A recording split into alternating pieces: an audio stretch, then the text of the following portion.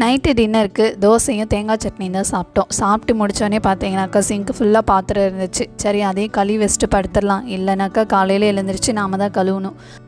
அப்படியே வச்சுட்டு படுத்தாலுமே கூட காலையில் எழுந்திரிச்சு கழுவும் போது அன்றைக்கி நாளே ஏதோ நிறையா வேலை செய்கிற மாதிரியே இருக்கும். இன்றைக்கி மார்க்கெட்லேருந்து வரும்போது பார்த்தீங்கன்னாக்கா கொய்யாப்பழம் வாங்கிட்டு வந்தாங்க. பழமாக இல்லை, கொஞ்சம் காயாக இருந்துச்சு. அதனால் அதையும் கட் பண்ணி உப்பு மிளகாய்த்தூள் போட்டு சாப்பிட்டா செம்ம டேஸ்ட்டாக இருக்கும். அதனால் அதை தான் பண்ணிகிட்டு இருந்தேன்.